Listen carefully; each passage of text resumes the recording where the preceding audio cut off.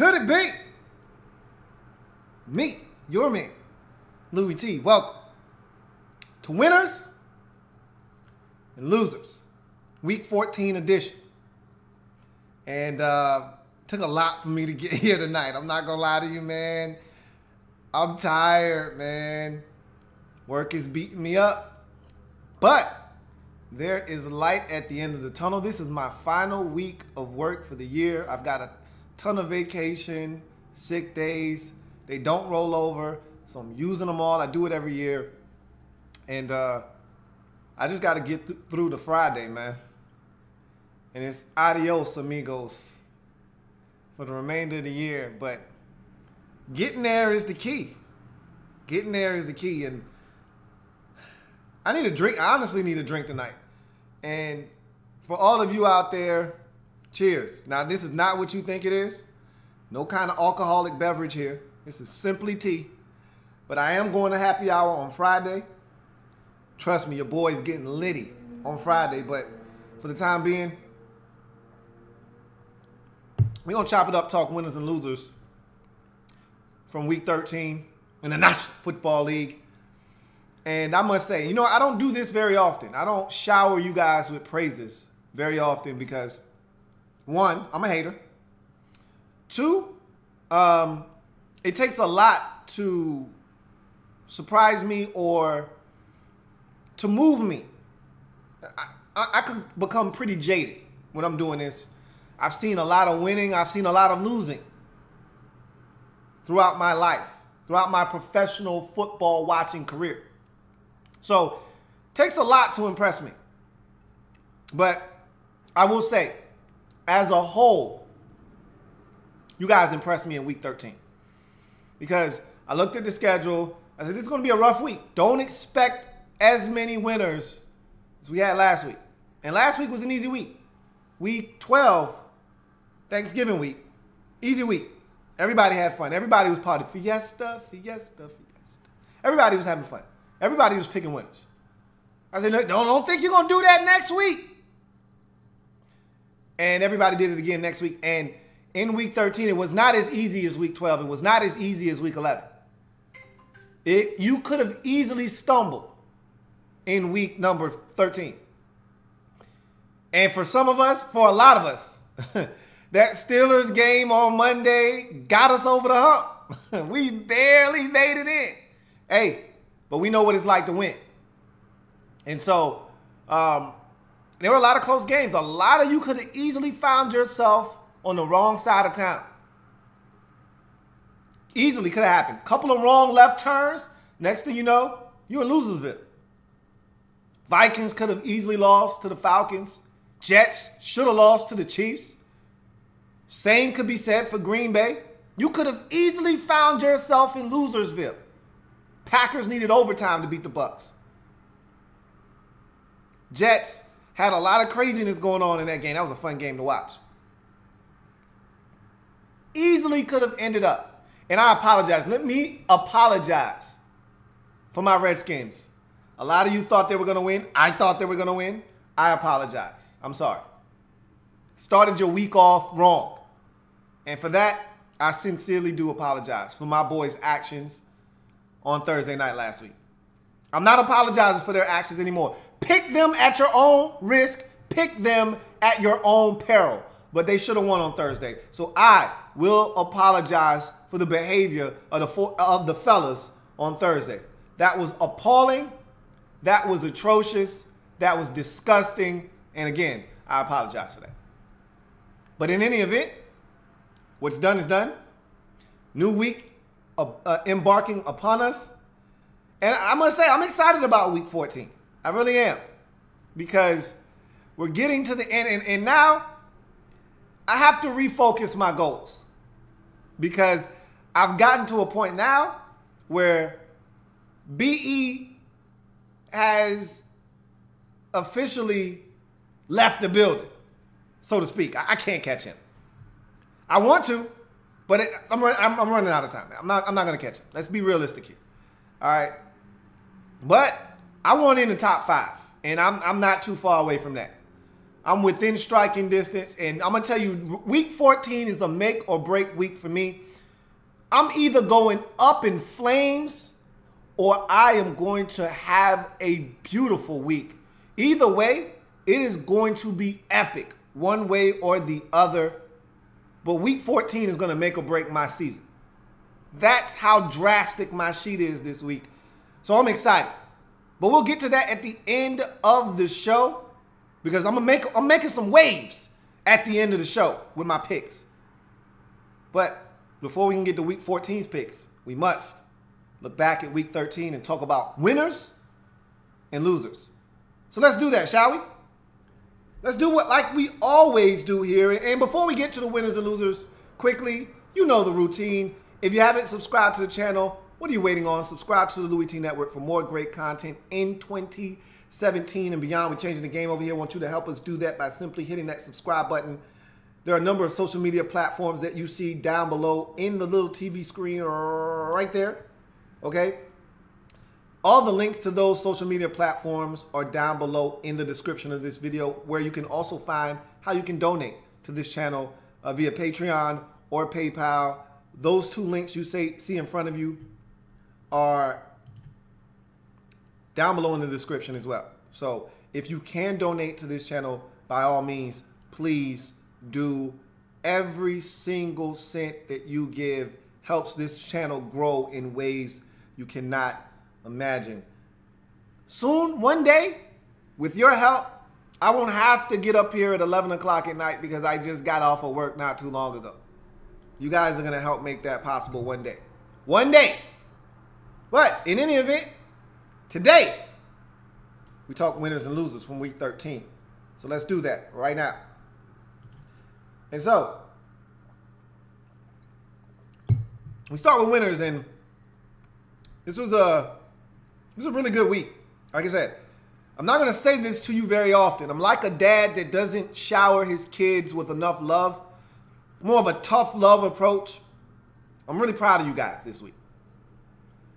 All of you guys that found a way to win, proud of you.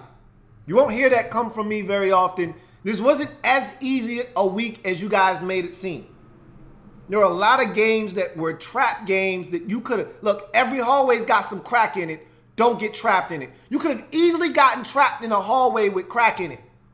But you guys said, nah, man, I'm drug-free. Drug-free's the way to be. And so you made sure you stayed out of those trap games and you found yourself here in the winner's circle. So for you guys, I say, job well done. And so we start with the best of the best in week 13. Jaleel, AK, and Ginger Callum all at 13-3.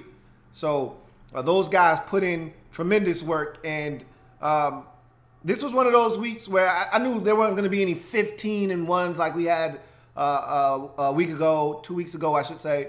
Weren't going to be any 14-2s, but I didn't think there would be any 13-3s either. I thought 12-4 might be as good as you're going to get because there were too many games, especially after the Redskins threw up all over themselves on Thursday night. Just about everybody took an L there. So to start the week with one loss, essentially, which I think every single one of these guys did. Maybe one of you might have picked Dallas out of that trio, but probably all three of you picked to watch the Redskins on Thursday Night Football. To start the week off with a loss and then to turn around and win 13 out of your final 15 contests, that's impressive.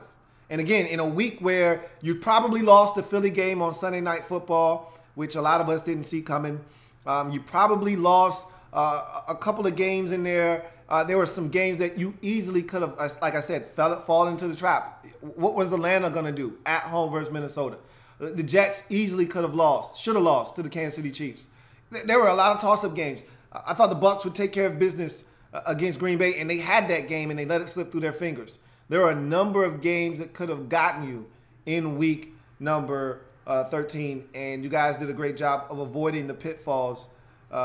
Arizona and the Rams, look, that's not an easy game.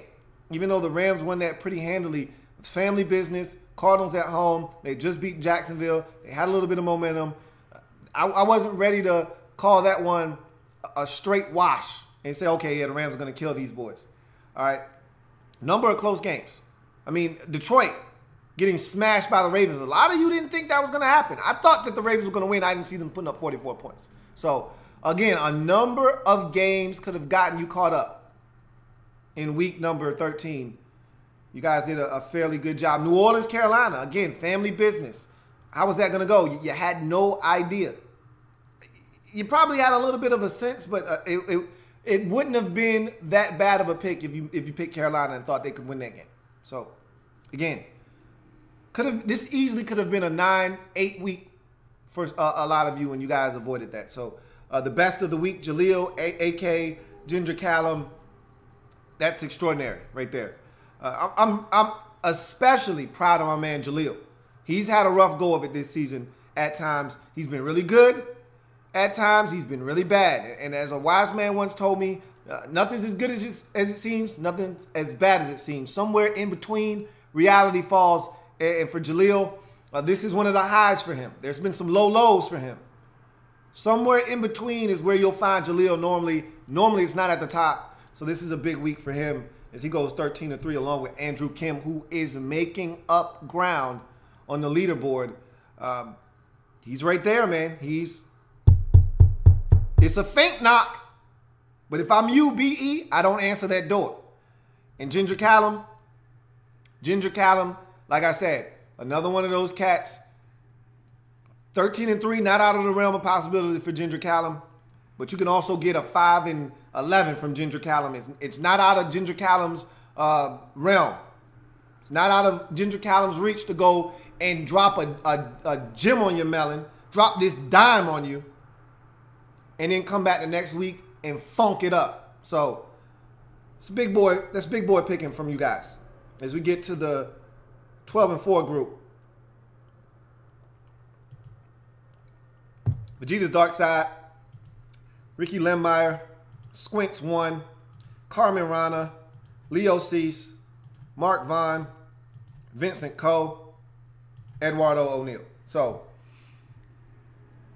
these guys here also put in massive work in week number 13. Again, you guys made this week look a lot easier than what it really was.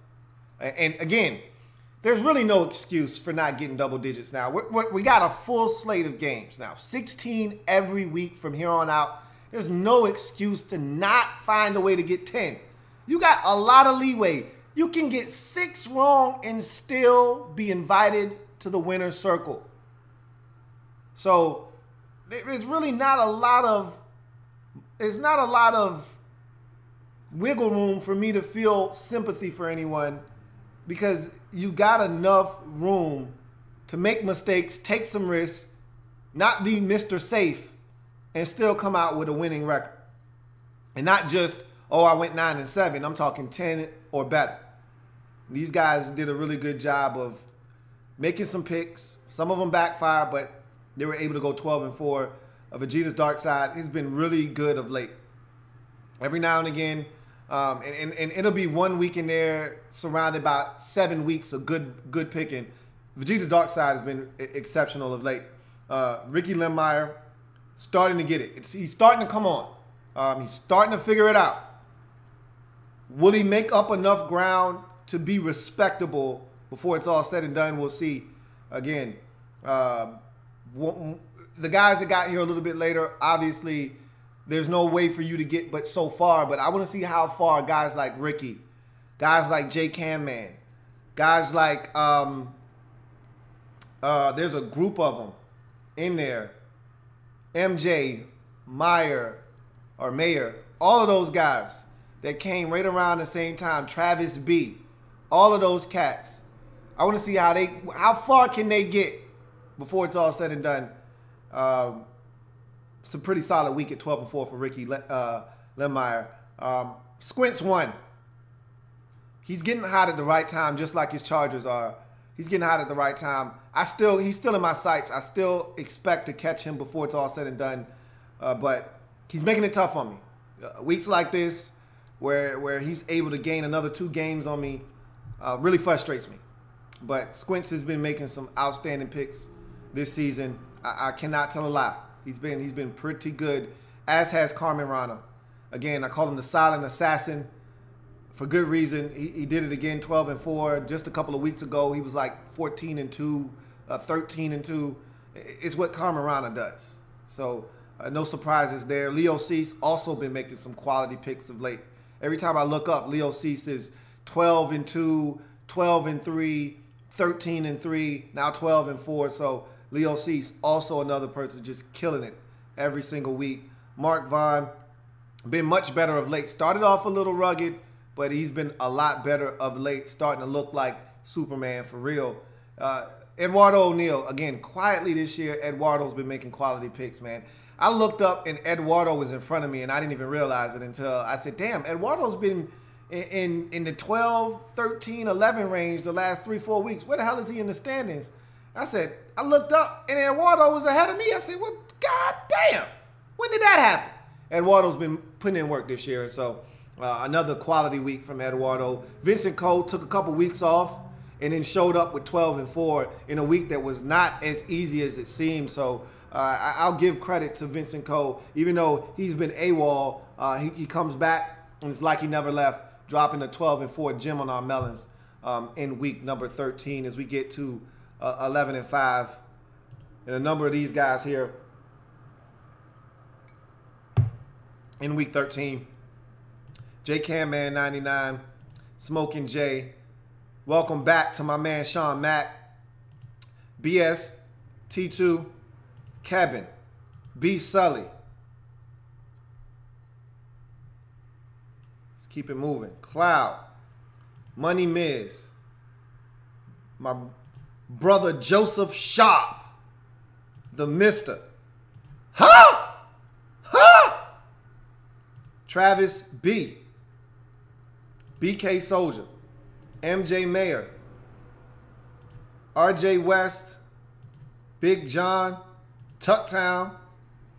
Round out your group at 11-5. So that's the group that I was talking about that I'm keeping my eye on. J Cam Man, MJ, Travis B. All those guys kind of came around the same time. You could throw Kevin in there as well. Kevin! All those guys kind of came in at the same time. So I want to see. And all of y'all are right around the same area. I think J Cam Man is just slightly behind Travis B and MJ. But all you guys are right in the same area. I want to see who's going to finish out in front of that pack of guys that came around the same time. Good to see my man Smoking J took well to the intervention. And we had a nice intervention for him a couple weeks ago. And he's been doing pretty well, man. He's put down the drugs, and he's been making quality picks, man. So I'm really proud of the progress made by Smoking J. And, you know, every day is another day, and every day is a struggle. Every day is a fight when you have an addiction.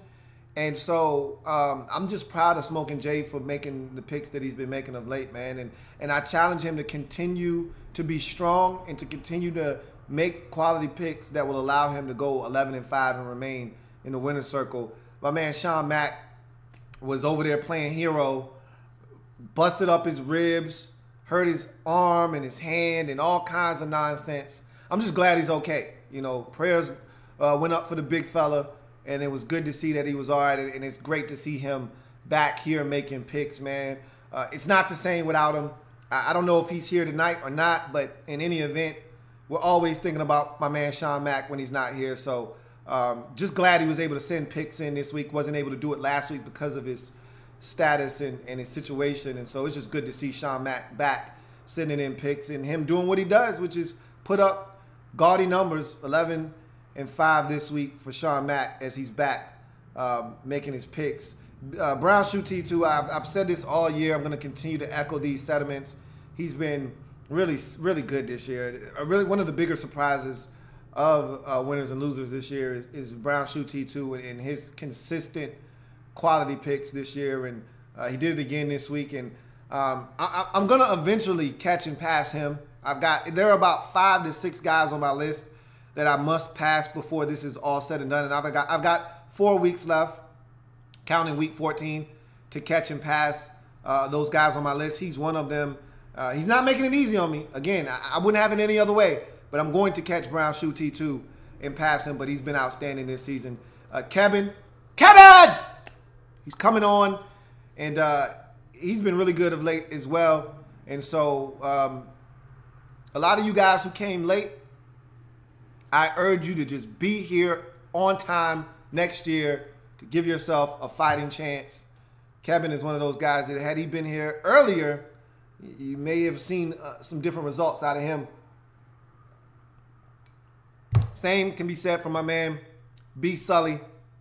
I don't think he got here that late, but nonetheless, I don't think he's been here every single week. I think he may have missed a week or two at the beginning, but nonetheless, he's been making some outstanding picks too. I think he's got one of the highest winning percentages of anybody that has made at least 100 picks on winners and losers this season. So he's been outstanding. Again, another one of those guys that if he were here all year long, he might be among the best we've had this season.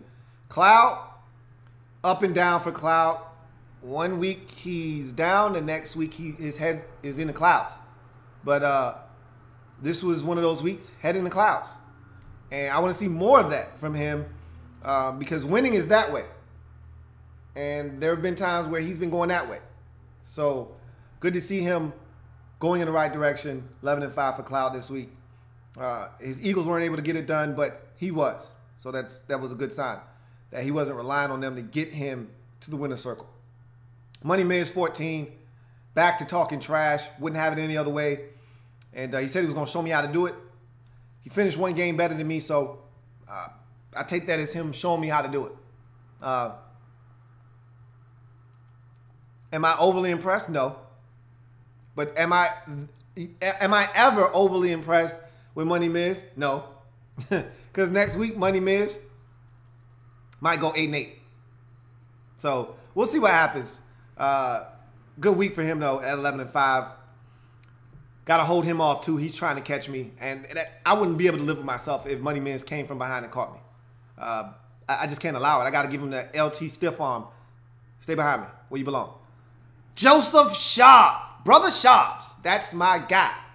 I told him we could be friends. But he had to keep winning. And he's doing exactly that. So good to see Joe Sharp staying sharp with these picks and staying in the winner circle on the right side of things. The Mister got off to a rough start, man. It was bad. It was ugly for the Mister early on. When he had Mr. Magic going at first. And he's been pretty smooth of late, though. He's starting to show everybody why he's the Mister. I had my doubts early on, but he's been better of late. We'll see if he can finish out the season like he's been picking of late, and that's strong. Always good to see Hawk in the winner's circle. He's had some rough times this year. Last week, he wasn't in the winner's circle, or the week before that, I believe. I think just about everybody was in the winner's circle last week. He wasn't one of them. It was only 2 people that didn't make it last week. He wasn't one of them. So, excuse me. There's been some rough times for my man Hawk. It's been a rough one for him this year. He's usually among the best. And when I say among the best, if there are 50 entrants, he's usually in the top 5, top 3. But this has been a rough one for him. He's fighting, scratching, clawing, trying to get his way into the top 10. I don't think he's going to make it, but never say never, man. We'll see if he's able to fly high and make up some ground before it's too late. Get into the top 10 this year. Travis B. Along with J Cam Man and MJ, I've got my eye on those guys. There's a little conglomerate there of guys that came in around the same time, and I'm anxious to see who's going to pull away from the pack. Right now, they're all within 3 or 4 games of each other, and I think Travis and MJ might be tied with one another, and or it might be J Cam Man and Travis that are tied with each other. I think it's MJ and Travis that are tied, and then like J Cam Man is like 2 or 3 games behind them.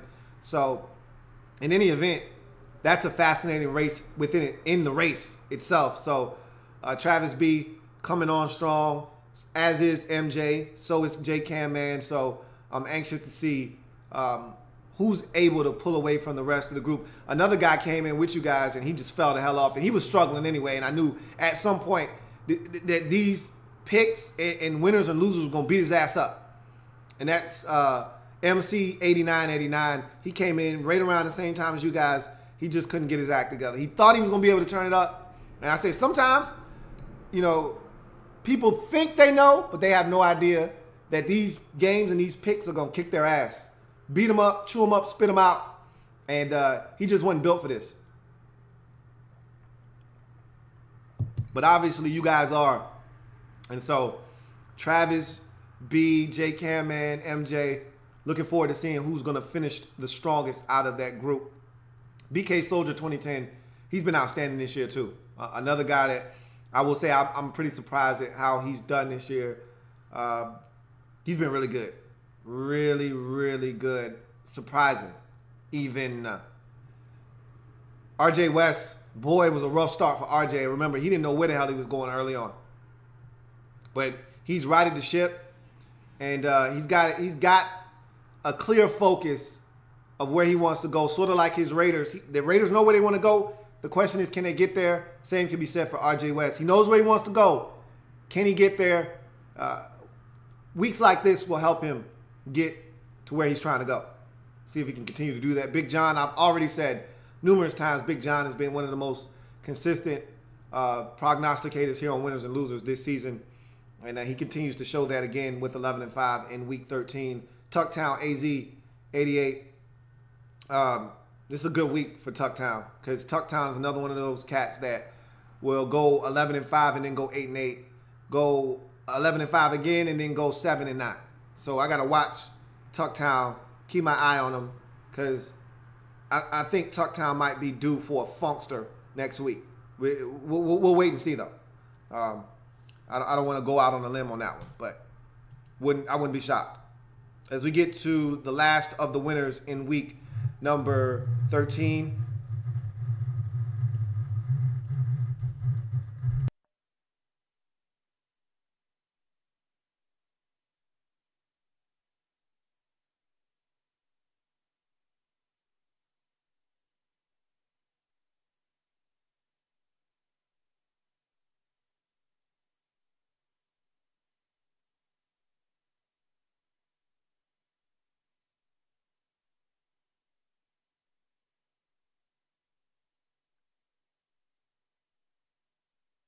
Y'all give me 1 second.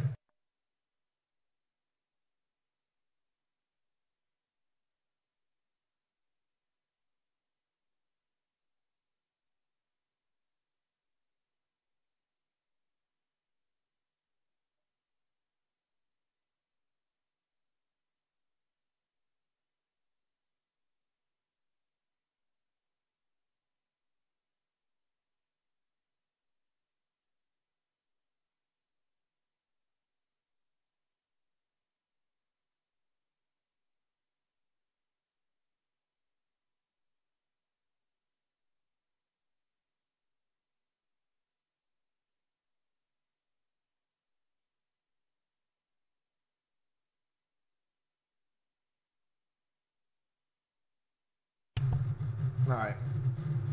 Trying to fix something. There's a little noise in the background from my computer. I don't know what the hell is going on with it. Been making a whole bunch of noise today, but we'll get to the bottom of that later. But in any event, Jazzy E, Toer, Petey Pablo, FBG Tony, AJ Shadow 11, Sin Day Co, Pepe the YouTuber, Disco Jump Rope, Kanye the God, BE still on top, and Jermaine Louie T round out the winners for week number 13 at 10-6. Jazzy E been tightening up of late.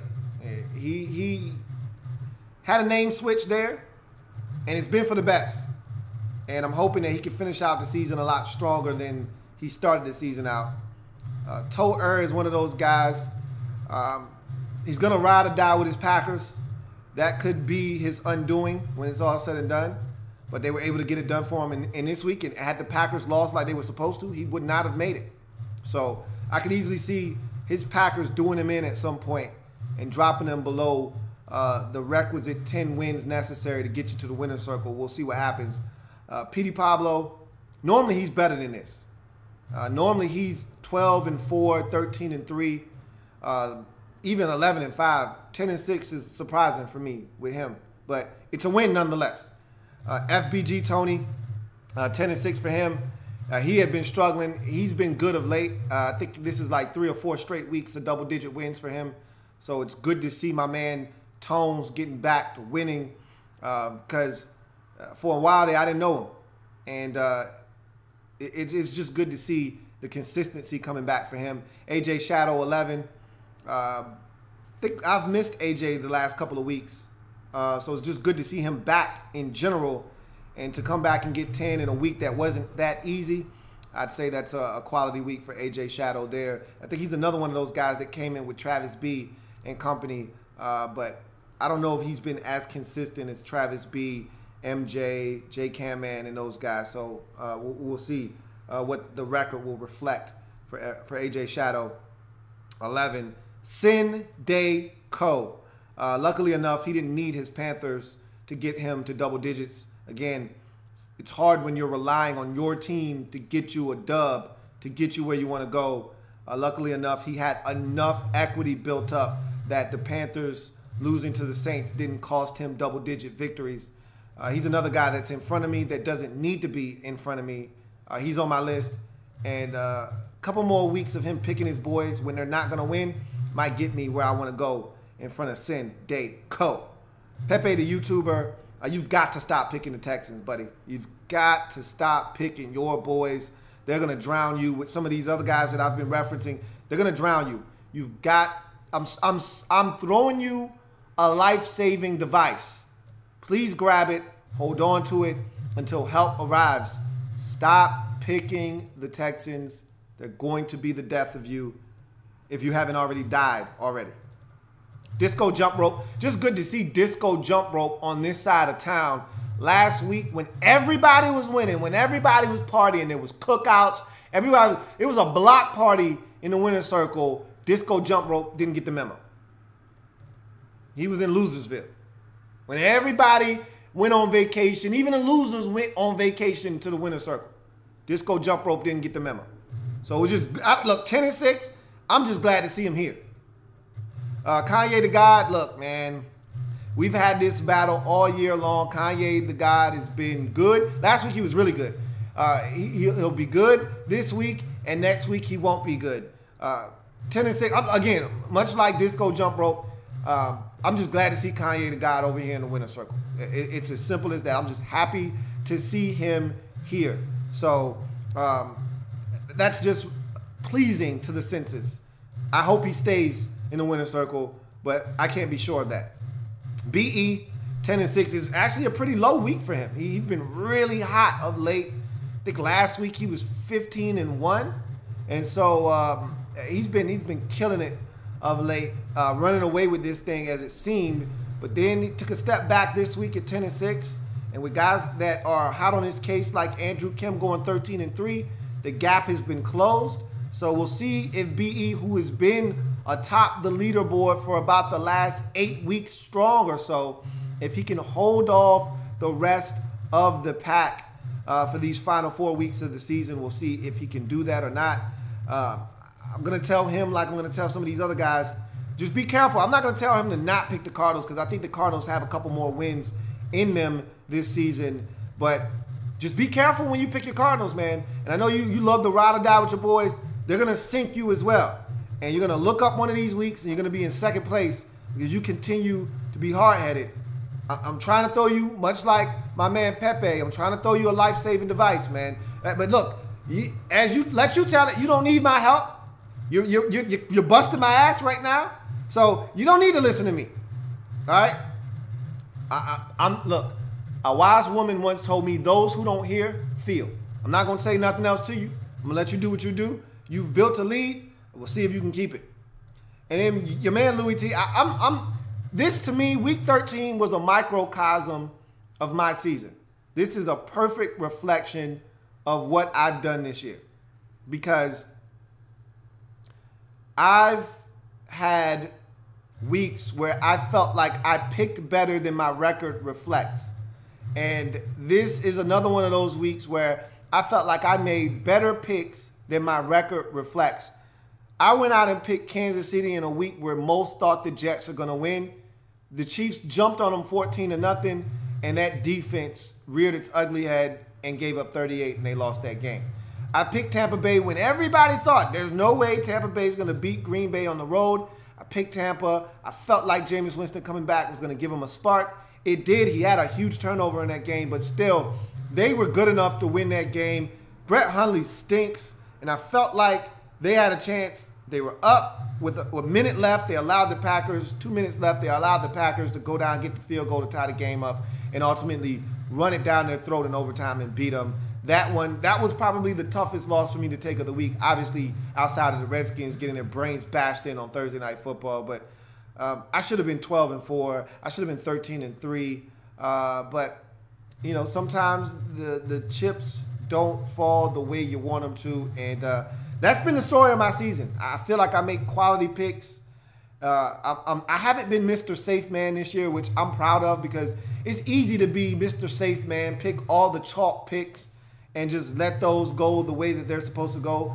But I haven't been doing that this year, and it's bit me in the ass. But then I can sleep better at night knowing that I went with my gut. And this is another one of those weeks where I felt like I picked better picks than my record reflects. But nonetheless, 10-6, I'll take it. I'm in the winner's circle again. And next week is going to be pretty interesting because I'm definitely not going to be Mr. Safe Man this week. That's for sure. As we get to the losers in week number 13, and there's not many losers this week. Much like last week, there's not many losers. So we'll start at 9-7. Atlas, Mr. TNA, Young Mello, and you're not going to believe this, but Enrique is not the Piss Cup recipient this week. I repeat, Enrique is not the Piss Cup recipient this week. It is amazing. He finally did it. Someone finished worse than Enrique did. So just off the strength of that, kudos to Enrique this week. Now look, you're still a loser. Let's not go too far.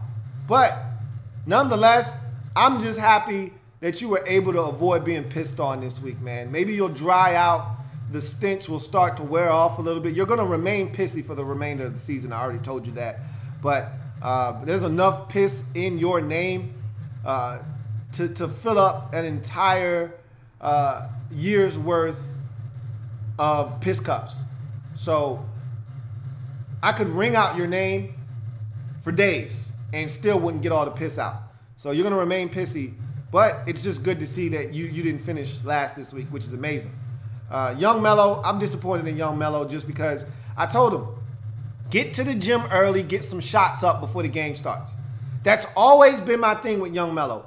Get some shots up early, meaning get on time for the Thursday night game.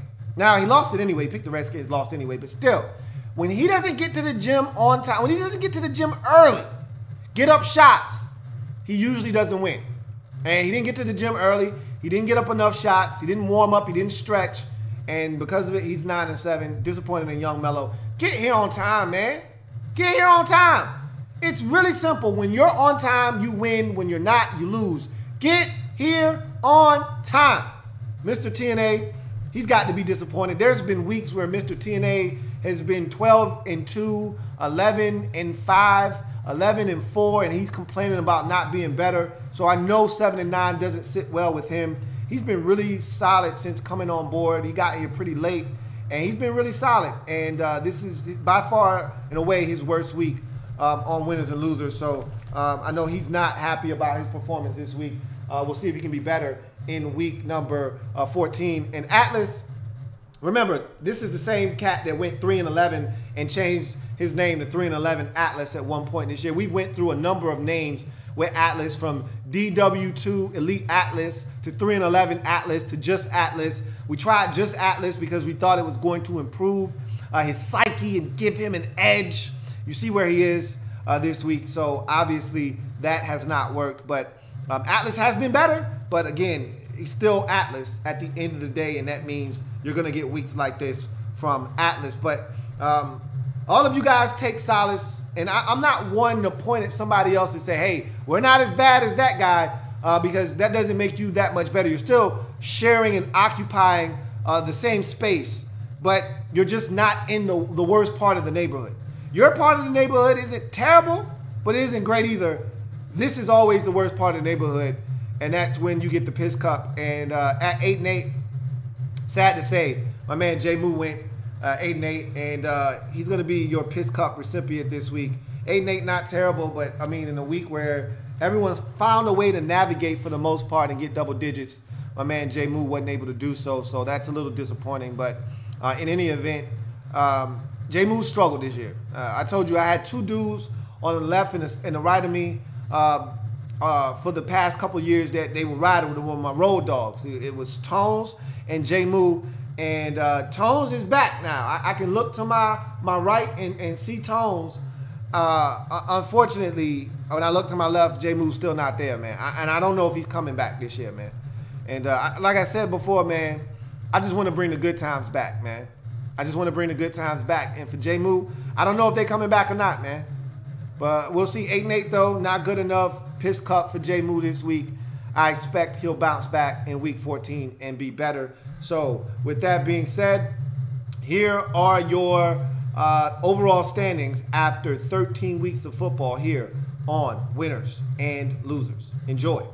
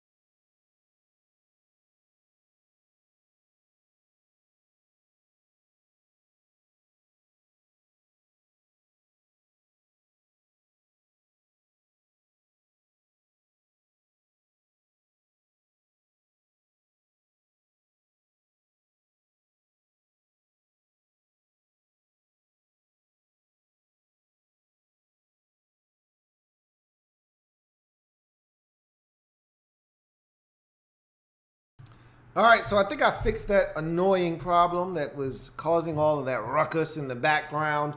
Hope you were able to find your name, and I hope the progress that you have made is satisfying to you and gratifying, equally as gratifying. And 4 weeks left to improve your polling position. So looking forward to seeing you guys be able to do that. Let's get to some comments now. It's time to get to some comments before we get to my picks and get out of here. So let's see what we got. All right, all the way to the top we go. See how far they'll let me go. All right.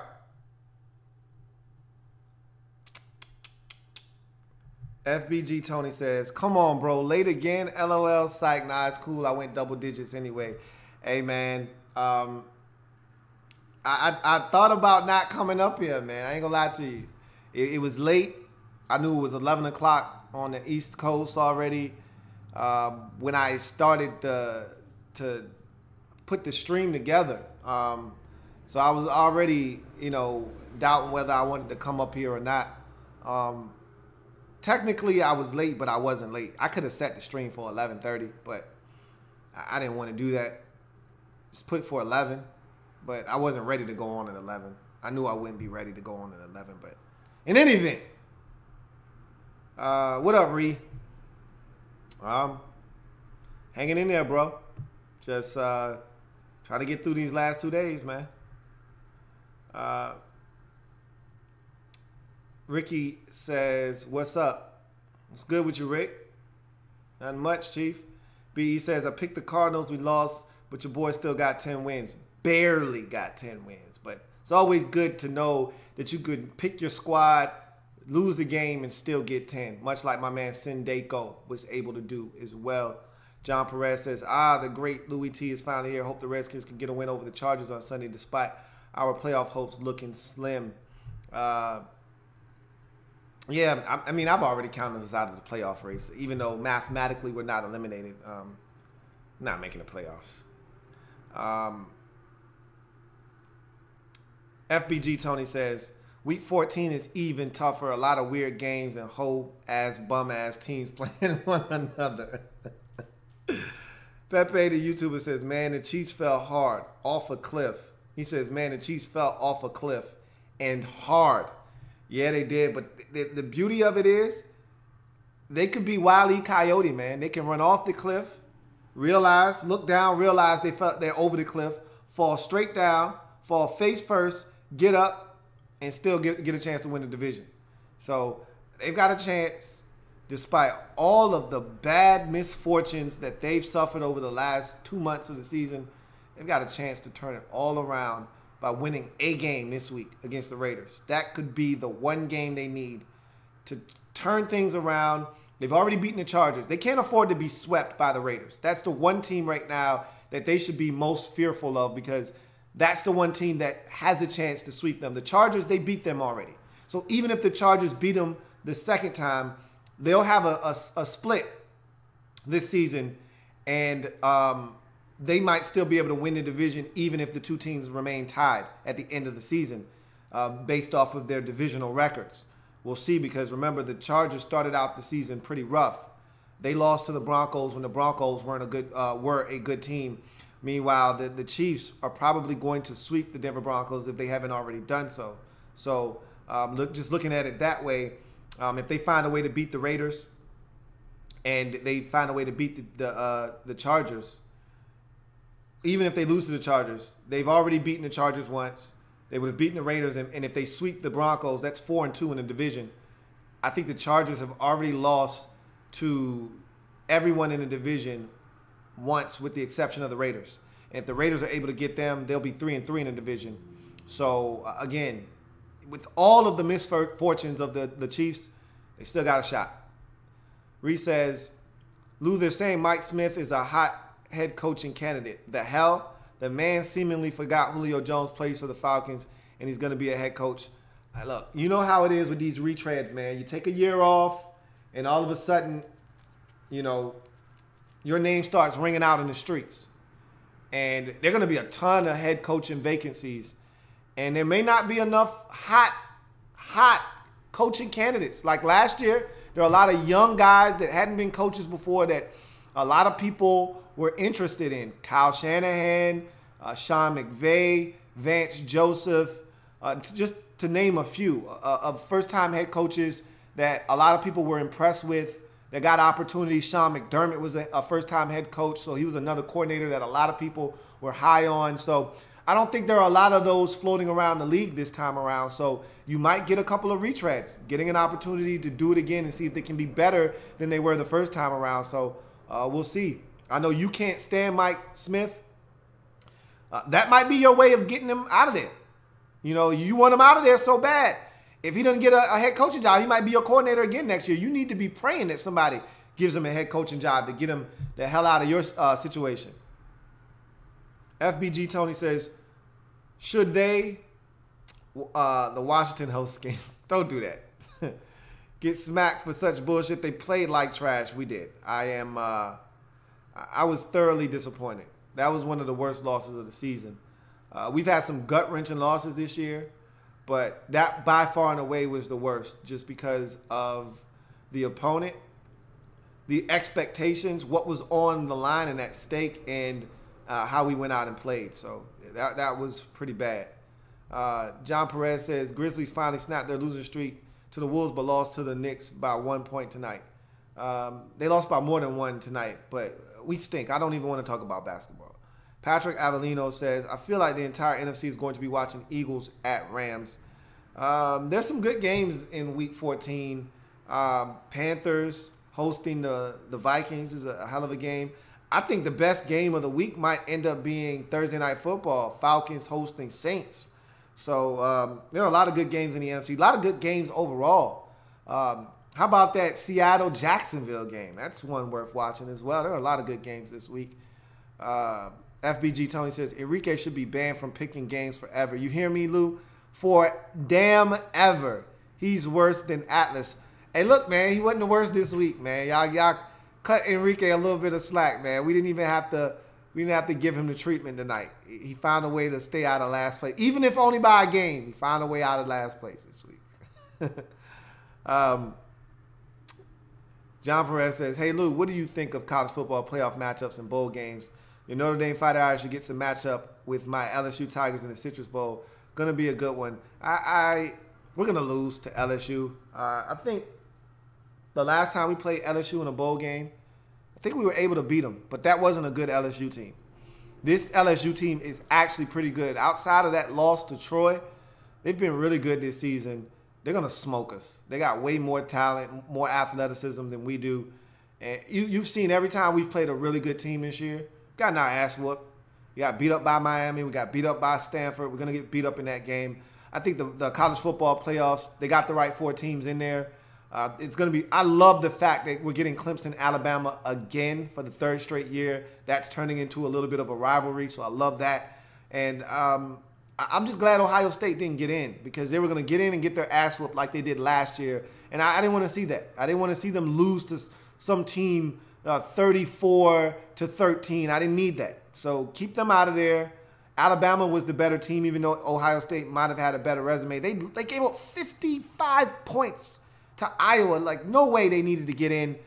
They got the 4 right teams, and so I'm looking forward to it.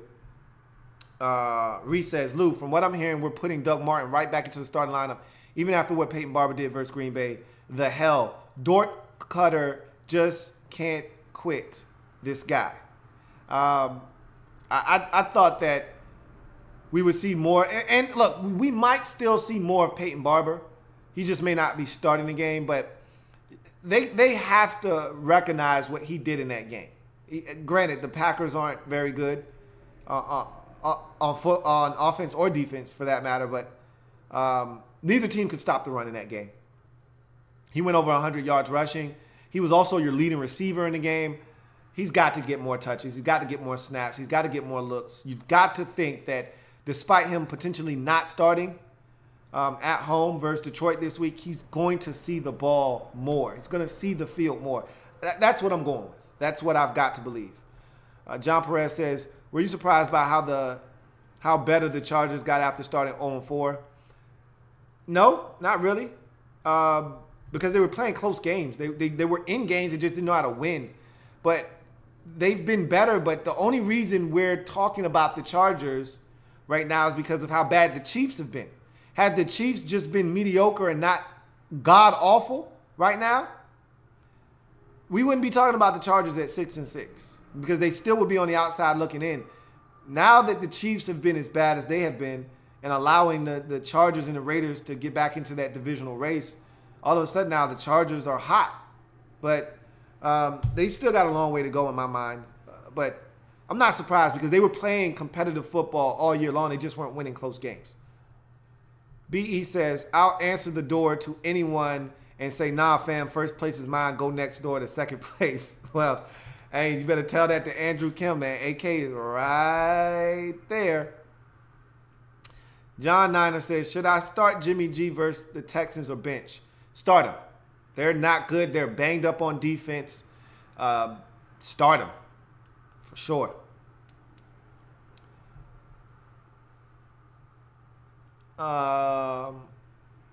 Reese says, get a Christmas tree yet? I sure did. I never have a problem getting Christmas trees. My mom, we grew up working in a factory that produced Christmas trees.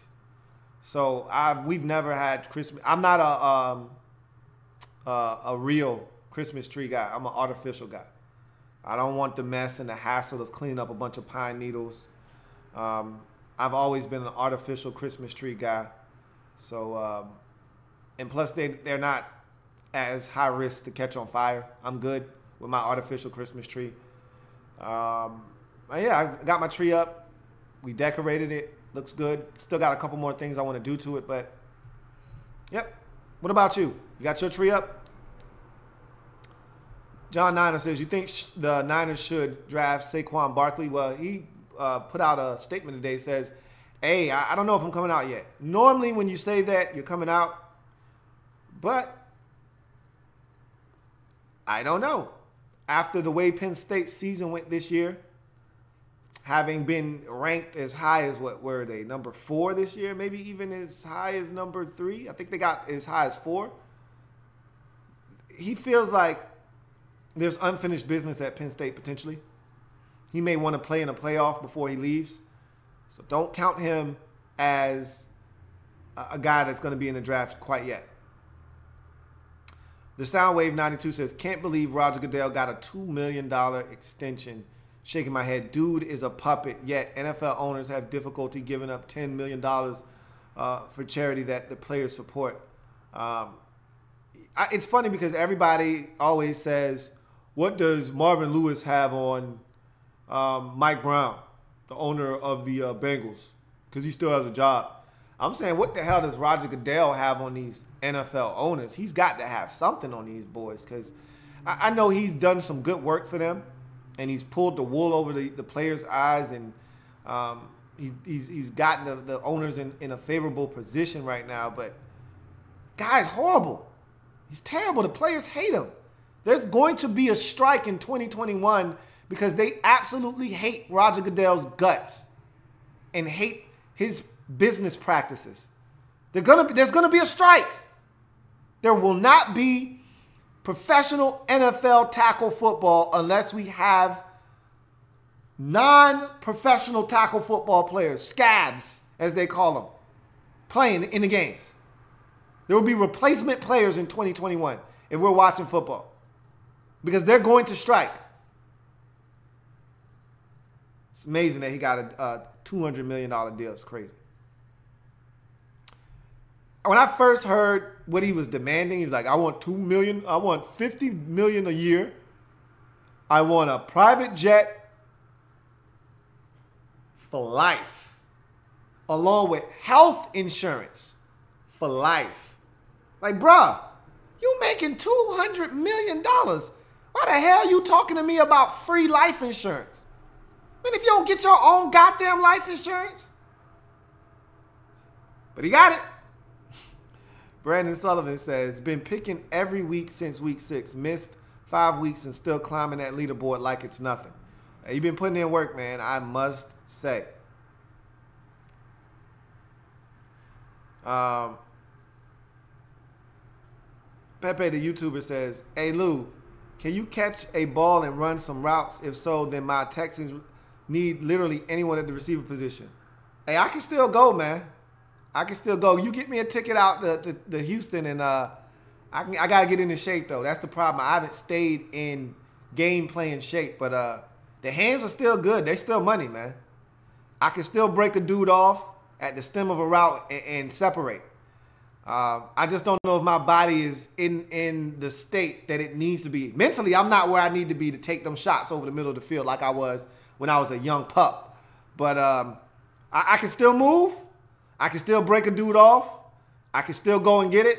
So if you need me, man, I'm here. Get me a plane ticket and I can get there for you, man.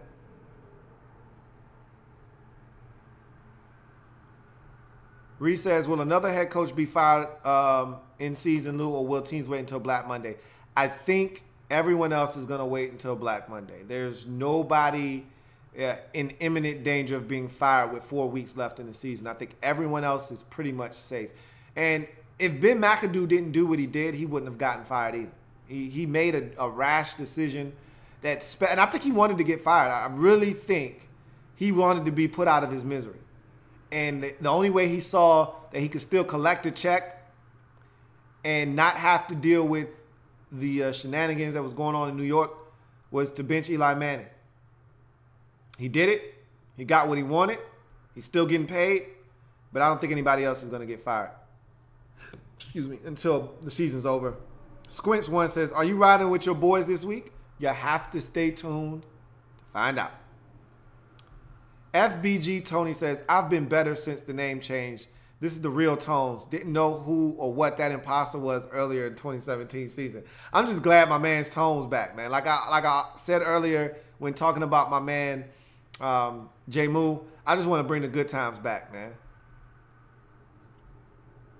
Reese says, did you see that one-handed grab by Cameron Brate versus Green Bay? We're going to make America great again. Yeah, I saw it, man.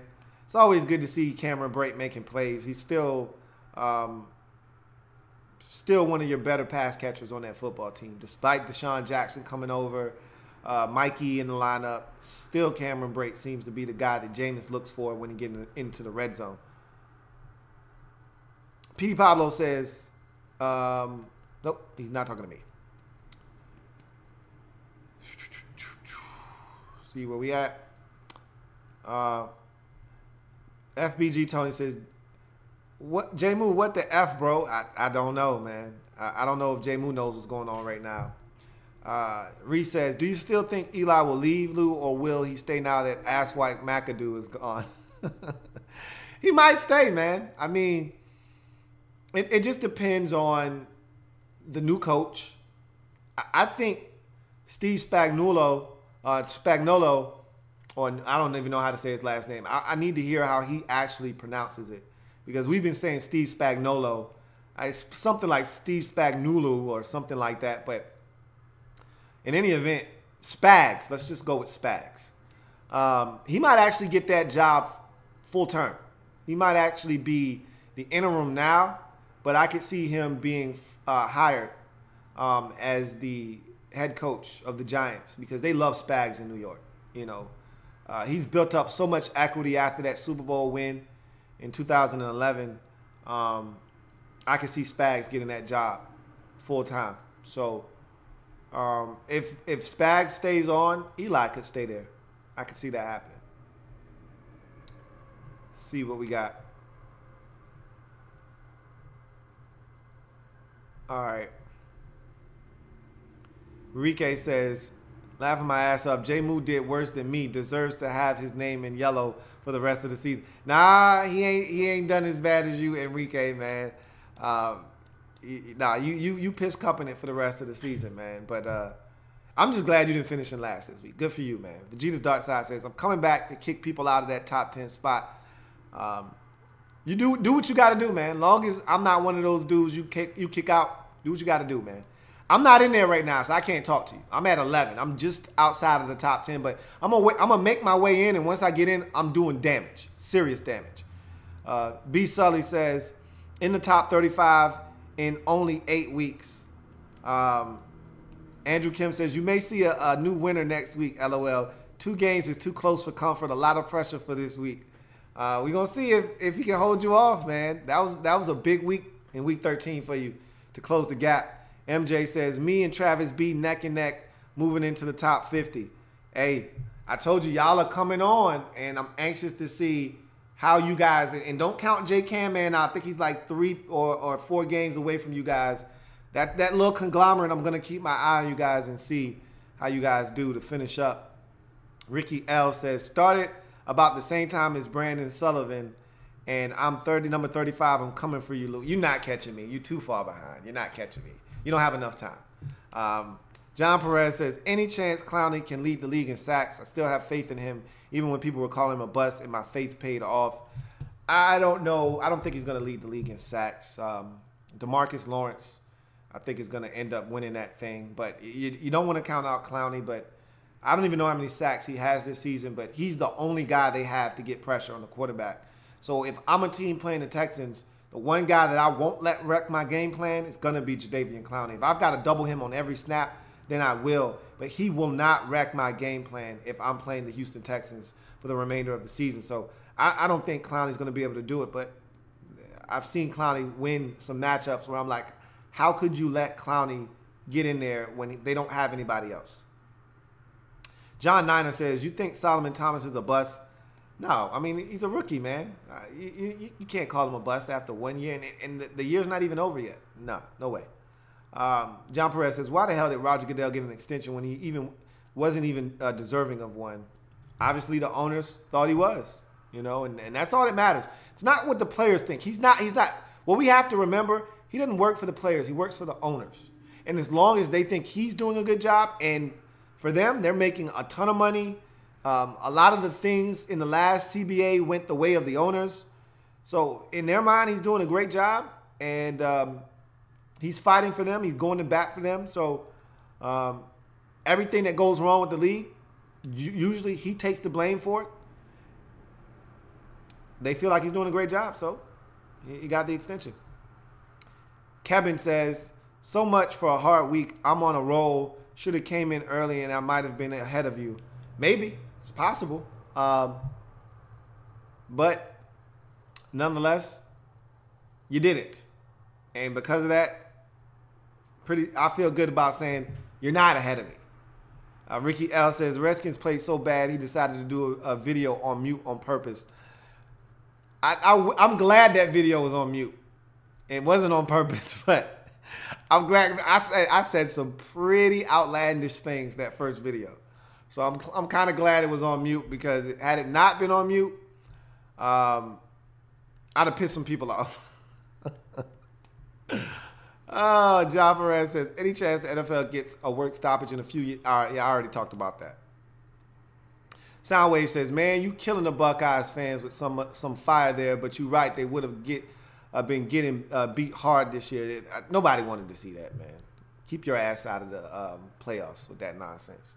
Ricky L says, why wasn't USC even considered? They were considered. They were a number 6 team, I think. If they were an 8-team playoff, they would have been playing. They won their conference. They were a really good team this year, but they just weren't impressive enough. They won a lot of close games. They lost some games. They lost to they got their ass whooped by Notre Dame. And to me, and I'm a Notre Dame Fighting Irish fan, we're not even that good. So they didn't need to go either. I don't think they were good enough. Travis B says, Lou, please tell me you've learned to stop picking against my Vikings. #1 seed. You're going to find out. Stay tuned for that.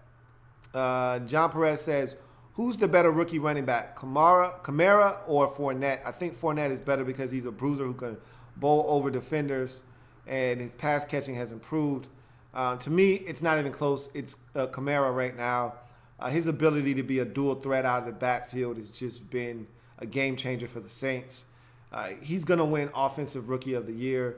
Fournette started out like gangbusters, but he hasn't been as good as he was earlier. I think he had a 100-yard rushing game about 3 weeks ago, but he hasn't been consistent of late. Since that suspension, that brief little reprimand that he had for the curfew and all of that stuff, he hasn't been as big a part of the offense as he was earlier in the season, when they were giving him the ball 25 times a game.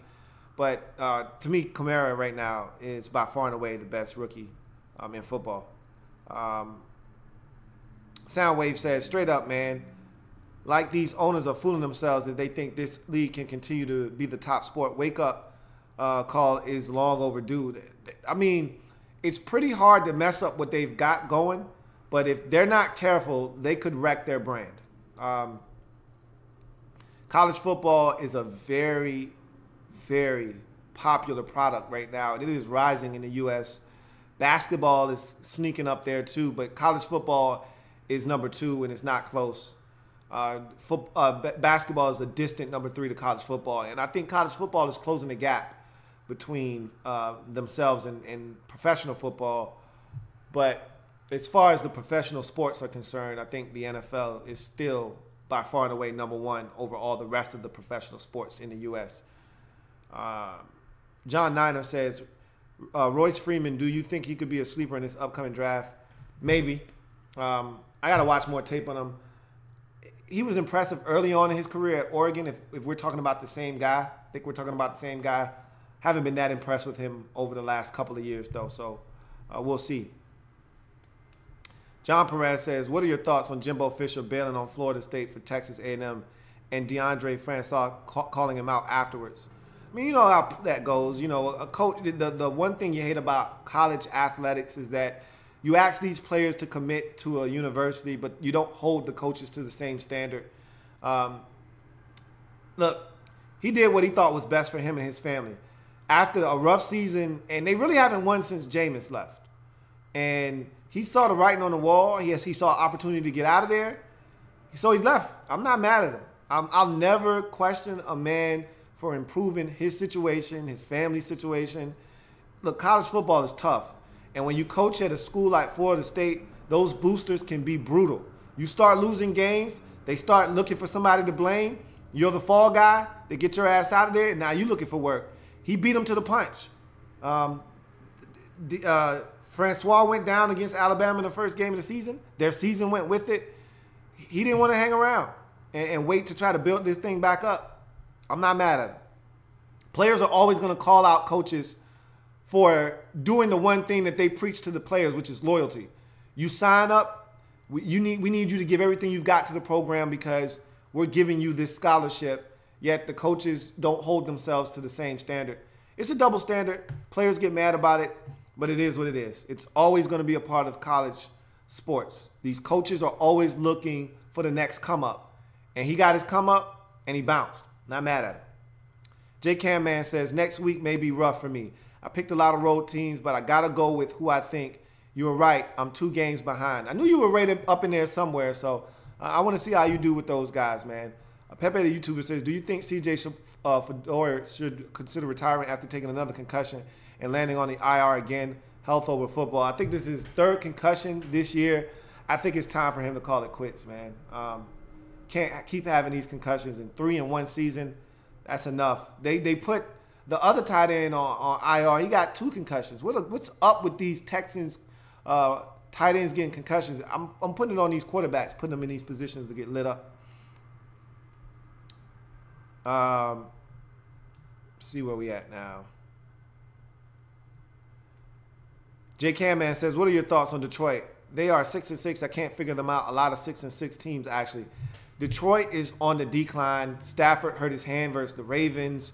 I don't like the direction the Lions are going in. The defense is struggling. The offense is struggling. I mean, Baltimore lit them up. When is Baltimore supposed to score 44 points? And I know the defense had a lot to do with that, but come on, man. No. Detroit's going in the wrong direction. Kevin says, next year, Lou, then I'll be coming for that 10. We'll see. We'll see. Kyle Sean 86 says, what do you think about the Miami Hurricanes this season? They were a good story. They were a really good story, but I knew that young quarterback that they had was going to catch up to him eventually. And at one point, they benched him in the Pitt game that they lost. Like, what are you doing? Don't do that. But he came in, threw a touchdown late to give him a chance to try to get back into that game. But nonetheless, I knew that was it's a good season, a good resurgence season for them. They've been really good under Mike Rick since he's come in. He's kind of restored that program to one of the better ones in the country. And so as that quarterback continues to grow in that system and they continue to acquire more talent, it's going to be interesting to see how the Hurricanes continue to grow, because to me, college football is always better when they're good. You know, that game against Notre Dame, their stadium was rocking. It was electric. It felt like a big game. Even though we got our ass whooped, it felt big, though. So I like when Miami's good. Andrew Kim says, will the Saints give big money to Ingram with the success of Kamara? Maybe not big money, but they'll give him good enough money. I swear he just got a deal from them like 2 years ago, though. Didn't he just sign like a 4-year deal with the Saints like a year or 2 ago? Is he up already? Can't be up already. Can he? Vegeta's Dark Side says, still giving 8-8 to a missed week if you picked other weeks without missing. I said I was going to do that. So I guess once I get off of work and I've got a lot of time on my hands, maybe I can go back in, check to see who's done what, and then start filling in some of those blanks with 8 and 8s. John Perez says, is Sam Darnold overrated? I think he is, but he needs to cut down on turnovers. I'm not a Sam Darnold guy, so I think that answers your question. I'm not a Sam Darnold guy. I think a lot of these quarterbacks in this upcoming draft are overrated. And the best out of the group might be Josh Allen. And he's got nothing at Wyoming. And he's struggled this season. But it's because he has no talent around him. So we'll see. He's got all the measurables. He's going to be the high riser this year. He's going to be that one guy that stock that shoots through the roof. Once guys get to lay eyes on him in person, they're going to fall in love with his size, his arm talent, and he's a sneaky athlete too. He's going to light up all of the combine and pre-draft workouts, and teams are going to fall. He's going to be, if not the first quarterback off the board, he's going to be one of the first quarterbacks off the board. J. Camman says, I never liked Eli Manning because of how he handled the 2004 draft. But that being said, his streak was impressive. It was a shame how it ended just to be put back in a week later. And that sucks, man. They almost should like throw that one game out, but they're not going to do that. Ricky L says, Miz said he's going 16-0 last 4 weeks. I'll let you tell him. I ain't going to say nothing to him. Normally when you say crazy stuff like that, that's when you go below, not below the Mendoza line, but that's when you find yourself in Losersville. So I'm going to let the football guys handle that. John Niner says, what are your thoughts on FSU hiring Willie Taggart? That's one of those I'm going to wait and see type of hires. I don't love Willie Taggart, but we'll see what happens, you know. Reese says, I don't think Ben McAdoo is a bad coach. Honestly, I just think it was too much, too fast. He'll land on his feet as an OC somewhere. We'll see. He was overmatched for sure. So I can agree with you on that. Andrew Kim says, watch some film on James Washington out of Oklahoma State. Man, he's good. You talking about the wide receiver? I think you're talking about the wide receiver. I actually watched him last year because I watched a little bit of Mason Rudolph and Chris Carson out of Oak State. So I'm actually a little familiar with him, and he is good. There are a couple of receivers. This isn't a good receiver draft. He might be one of the better ones. Klaus says, you sleeping on Lamar Jackson? Yeah, I'm asleep.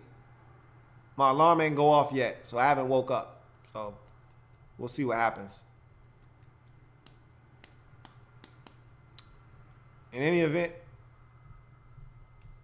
I'm going to give you my picks and get the smell out of here. So I'm going to warn you, these picks are a little bit different. And this is a hit or miss, go big or go hard or go home type of week for me. I'm putting it all out on the line this week. And y'all are going to ridicule me for some of these picks. But every year, I think I do this, not to this extent, but every year I do this at least 1 week where I pretty much designate a week, upset week. And week 14 just smells like upset week for me. So without any further ado, here are my week 14 winners. Wrong!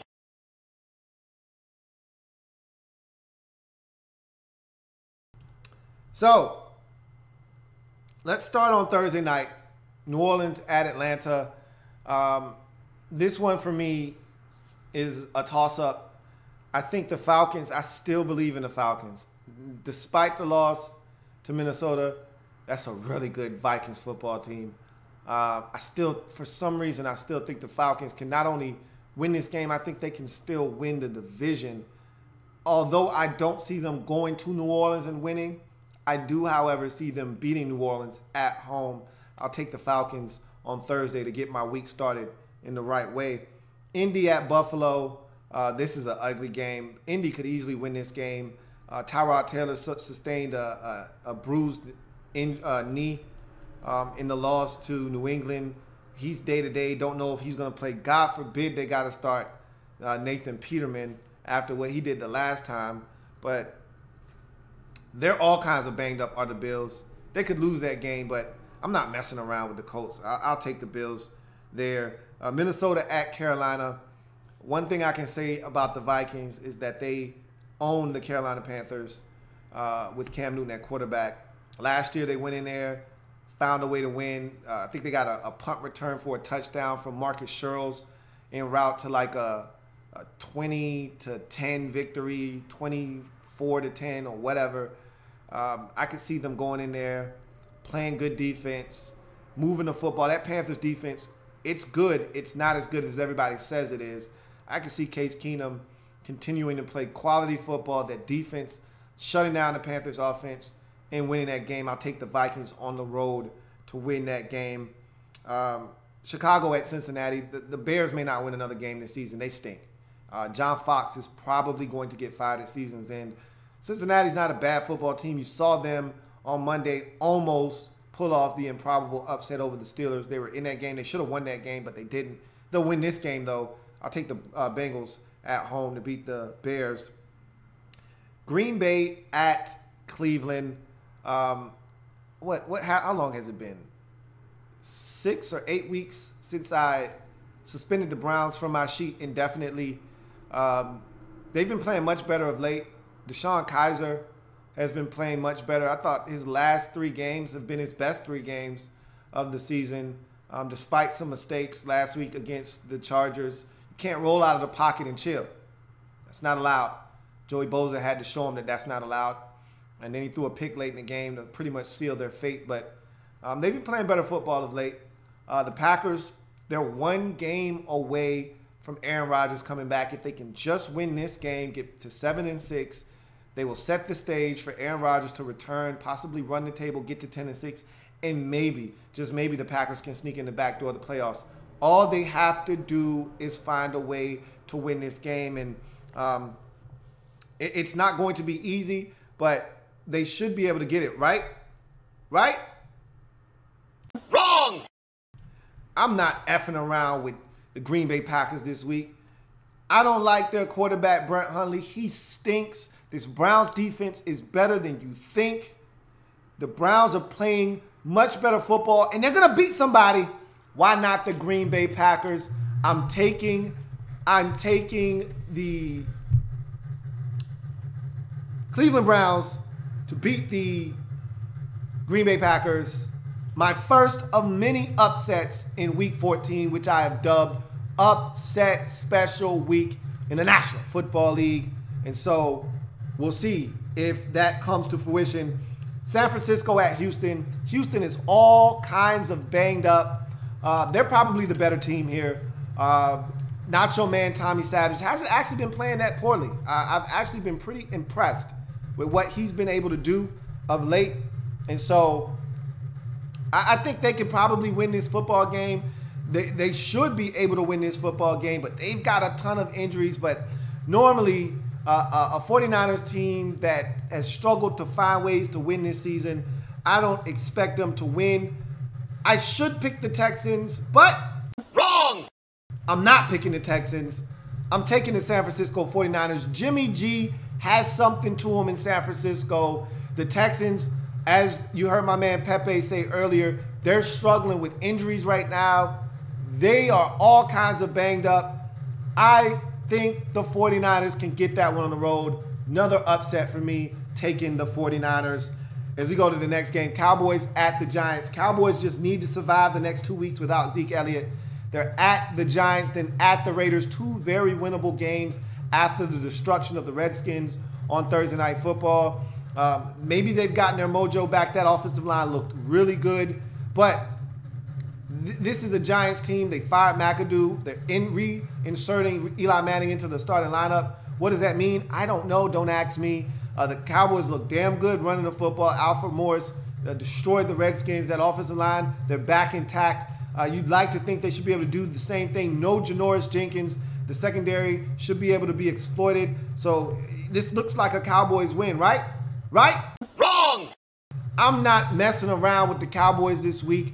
That was the Redskins being funky and giving them every opportunity to destroy them. You usually get a 1 to 2 week boost when you switch head coaches.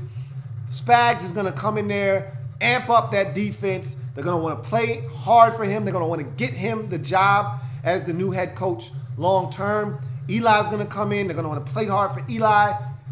Don't be surprised if the Giants come alive, if only for one night, they get a win against the Cowboys. I'm taking the Giants in Week 14 over the Cowboys. Another upset there.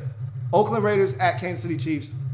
Raiders are 6-6. They're not a good football team. Neither are the Chiefs for that matter at this point, but I don't trust the Raiders at all. And I get it. Last week, Cooper was out with a concussion. Krabs was suspended. They had nothing, but they still found a way to win against the Giants. I just don't like the Raiders right now. I don't think they're a good football team. And I still think somehow, some way, the Chiefs are going to find a way to win this division. If they're going to do it, they got to beat the Raiders. I'm taking the Chiefs. I may regret this, just like I did last week, but I'm taking the Chiefs to win in week number 14. You go to the next game. It's the Detroit Lions and Tampa Bay Buccaneers. The Lions are trending downward. They're not playing good football, and this looked like an easy stretch of football that they were supposed to be able to dominate and help them get into the postseason. They've squandered all of those games. They were supposed to find a way to beat Baltimore. They didn't. This was supposed to be an easy game. They've got like the Browns or the Bengals and some team Bears and teams they're supposed to be able to beat, but they struggled. Struggled with the Browns. They struggled with the Bears. They lost to the Vikings. They lost to the Ravens. Stafford hurts his hand. Jim Caldwell says, hey, he's not out of the woods yet. He may not even play. Buccaneers put up a fight last week. They're going home. I can see them winning this game. I'm taking Tampa Bay in this football game. I don't know if that's much of a upset or not, but I'm taking Tampa Bay. It's an upset to me, and so we'll keep that upset theme going with the Buccaneers. As you get to the next game, Titans at Cardinals. The Cardinals have put up some valiant efforts at home, but the Titans are 8-4. They're in a divisional playoff race with the Jacksonville Jaguars. They can't afford to go on the road and lose to the Arizona Cardinals. I don't like the way they've been playing of late, but they should be able to go on the road and beat Arizona. I don't know if Adrian Peterson's going to play in this game. You've got Blaine Gabbert at quarterback. Everything's set up for the Titans to win, right? Right? Wrong! I'm not messing with the Titans right now. I don't like the football they're playing. They're due for a letdown, and I think this is the perfect spot for them to go on the road and get ambushed. I like the Cardinals. They're still playing hard for Bruce Arians. They're at home. It's a dangerous environment for a team that I don't think has been handling dangerous environments all that well this season. I'll take the Cardinals at home and another upset. Give me the Arizona Cardinals to take down the Tennessee Titans. As you go to the next game, Jets at the Broncos. The Broncos are a train wreck. They're one of the worst teams in the league. I don't know if they're going to win another game. I don't know if their head coach makes it out of his first season. It's really bad right now, and the defense has been called soft. Their head coach is a defensive-minded coach. I just don't know if Vance Joseph is going to be able to find a way to get another year in Denver, because I don't know if they're going to win another game. Remember, they were 3-1. They've lost 8 straight. I think they could lose 12 straight to finish out this season and finish 3-13. And last time I seen a coach lose this many games in a row, it was Raheem Morris, and he got fired in year 2 in Tampa. I'm taking the Jets in this game. Todd Bowles has these boys playing football, and I think they can go on the road and beat a lifeless Denver Broncos team there. Redskins at Chargers. The Chargers have won 6 out of their last 8 contests. They're back to 500. They're right there where they need to be to try to strike in the AFC West division. Rivers is playing good football, threw for over 300 yards this past game. They only scored 19 points, but they moved the football on the Browns. But there's something missing with that Chargers football team. And look, the Redskins aren't good. Let's face it. This is one of the best pass rushes in the league. We saw what the Cowboys did to the Redskins offensive line on Thursday night. It's liable to happen again. I don't know what the state of the Redskins mindset is going into this game, knowing that their playoff hopes have pretty much been dashed. With all that being said, though, the Chargers should win this game. And if you think I'm picking the Chargers, wrong! Not messing with the Chargers. They're due for a letdown in a close game. They may win this game. It's not going to be a blowout. It's not going to be what everybody thinks. The way this Redskins season has been going, this is a game they're supposed to lose. This is a game nobody's going to give them a chance in. And those have been the games they've played the best in this season. I like the Redskins in this spot. Forgive me for being a homer on this one, but I've got an eerie feeling that this is one of those games that the Redskins somehow, some way find a way to win when they have no business winning. I'll take the Redskins for another upset in Upset Special Sunday in Week 14. Philadelphia at the Rams. Rams are playing some great football, and Sean McVay knows this Eagles team. He's coached against them the last 4 seasons strong, so he knows what it should take to be able to get a win, and I think he can do that against them. I think it's very possible that he's able to scheme up a way to take advantage of that Eagles defense. We'll see what happens. We'll see if he's able to do that or not. I'll tell you this much. The Eagles had a rude awakening last week. They showed up in Seattle. They didn't come with their best brand of football, and they paid for it. I think that's a wake-up call for them. I think they play better football in Week 14. I think they go on the road, and they beat the Rams. And so I'm taking the Eagles to bounce back from the disappointing effort last week versus Seattle to get a win in Week 14. As you go to Seattle at Jacksonville, this is one of the marquee matchups of week number 14. Two great defenses squaring off against one another. Which offense will make the least amount of mistakes? It's hard for me to look at Blake Bortles in the face and say, you against that Seahawks defense, you're not going to make any mistakes? Is that what you're telling me? I don't buy that for 1 second. However, these are the types of defenses that give Russell Wilson fits. These are the types of defenses that stop the Seattle Seahawks from scoring double-digit points. These are the types of defenses where they score 9 and lose this game 13-9. And so I've seen him go up against these types of defenses. Minnesota, Carolina, the Rams. They always give Russell Wilson fits because he's not able to run around and extend plays and be that Harry Houdini magician like he normally is. This Jacksonville Jaguars defense is for real. And this is the type of game where they make a statement and show everybody that they're for real. Again, I'll take the Jags at home to beat Seattle. And both teams in the NFC West lose in Week 14. Sunday Night Football, Baltimore at Pittsburgh. The Ravens are playing good football. They're capable of going to Pittsburgh and winning, but I don't see it happening. I'll take the Steelers on Sunday night to keep pace with the New England Patriots, who, coincidentally enough, are playing on Monday night. Not looking forward to that game at all. No Gronk, no problem. They'll dispose of the Miami Dolphins. Give me the Patriots on Monday night to wrap up my Week 14 picks. A lot of upsets, a lot of roadies, a lot of crazy picks. I can assure you of this. This week is going to be beautiful. Either it's going to be a beautiful, epic mess, or it's going to be a beautiful shooting star. And I'm going to reap the benefits of it. One way or another, this week is going to be like that 3-car pileup on the side of the interstate that you just can't take your eyes off of. You know it's wrong and somebody probably got hurt, but you just can't stop rubbernecking. That's what my picks are this week. And trust me, it's okay. Coach Enrique said I could make these picks. So, look, bottom line is I'll be fine. Coach Enrique said it's okay. It's okay. Coach Enrique said I could. I'll be fine, guys. So, ridicule me if you like. Look at me like I'm funny.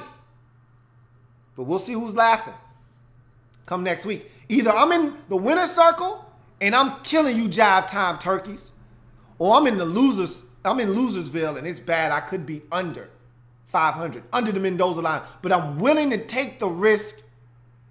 No guts, no glory. Scared money don't make money. And look, man, I'm at the point of the season now where I'm looking at a lot of y'all like food, man, and I'm ready to eat. And I'm going for the gusto. Either my plate's going to be full and I'm going to have me a nice hearty meal, or my plate's going to be empty and I'm going to be starving come week 15. We'll see what it is. But in any event, those are my picks. I thank you for joining me on Winners and Losers this week. As always, get those picks in on time. I'll see you later on in the week. Enjoy the rest of your week. Of course, you'll see me tomorrow for Thursday Night Football overtime. Whatever, a hell of a game that's going to be. Enjoy the festivities. I'll see you then. Have a good one.